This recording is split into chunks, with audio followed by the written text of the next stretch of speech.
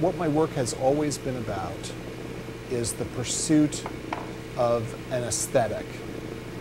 And I guess my aesthetic is my own idea of what's beautiful, which is based on my interpretation of art history and artists that I'm interested in, and also based on an appreciation of nature. That's really the essence of what my work is about. Beauty as a thing in and of itself, which is what has sustained me.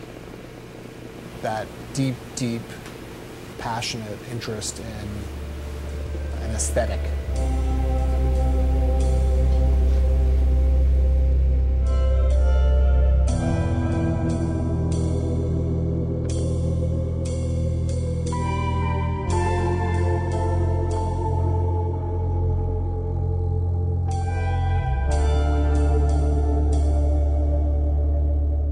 This lost wax process is a technique that's been used for thousands of years. In the ancient world, sculptures were made in wax, and then molds were made in clay. The wax was steamed out, and bronze was cast into those molds. So it's a Bronze Age technique. At the turn of the last century, a French artist named Décorchement started using lost wax to cast pâte de verre and subsequently glass. And then here in the States, Carter, who was the founder of Steuben, used lost wax to make his models for glass castings. There are sculptures from Egypt using this process that have lasted for several thousand years. So if something is undisturbed, this is a medium that has incredible longevity.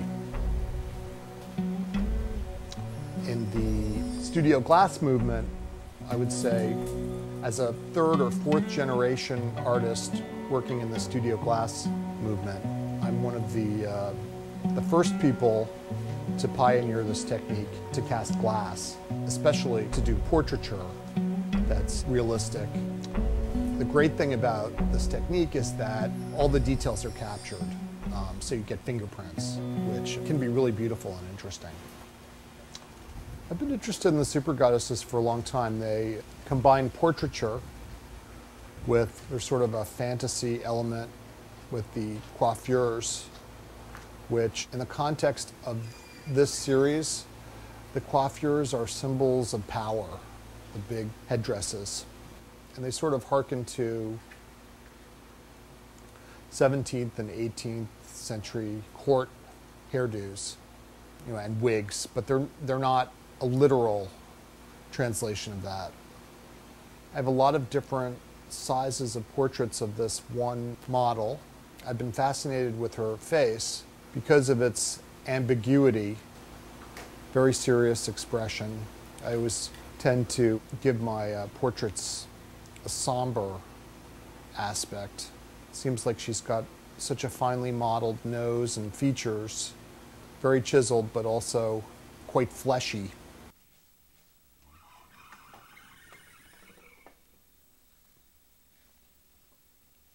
I'm originally from Larchmont, New York, outside of New York City. I came to Providence to go to RISD. I always wanted to be an artist. I always wanted to be a sculptor from day one. And from very young, I was drawing, and I started, there were pen and ink drawings from when I was 6. And then I was working with clay in my teens.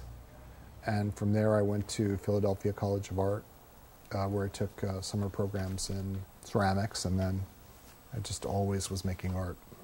In RISD, after freshman foundation, which is an exposure to a lot of different media, you declare a major. They had a glass program, and at that time Dale Chihuly was doing his basket series and his blanket series.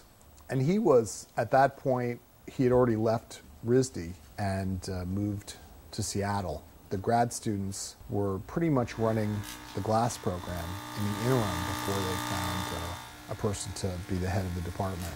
It wasn't so easy to get into the glass program. You had to spend time up there and assist the people who were working, and then I declared glass as a major. RISD was a fantastic experience.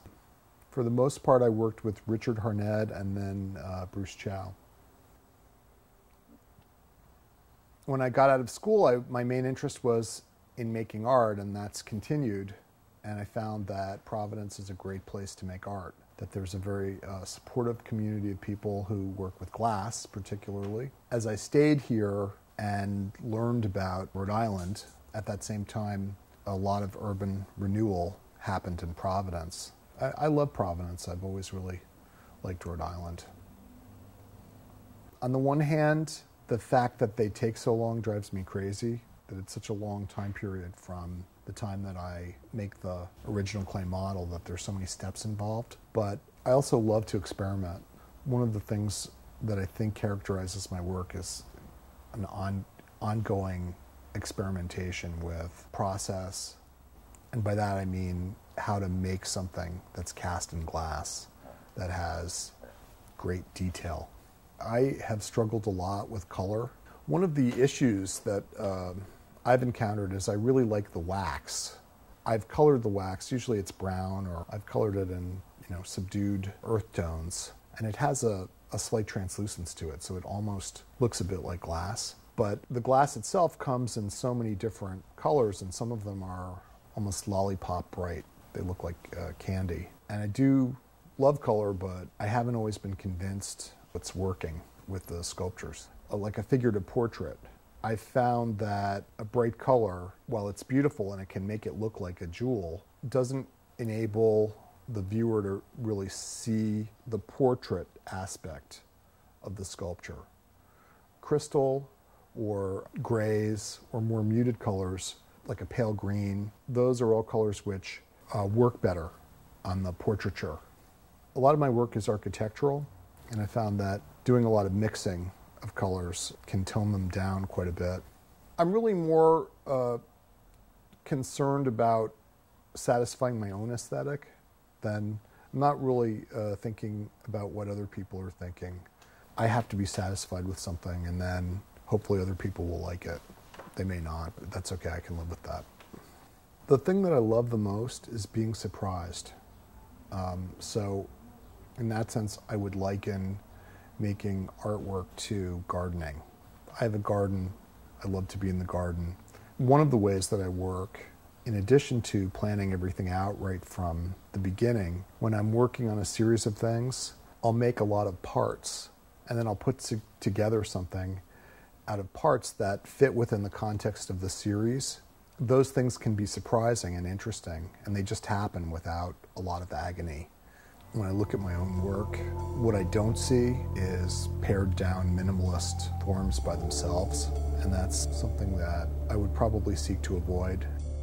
You do what you can, and everybody has different gifts, and I was put on this earth with the ability and the inclination to be creative. So I'm fulfilling that, hopefully. And I'm always very, very, very grateful for what I have. And hopefully, with some creativity and hard work, be able to keep it happening.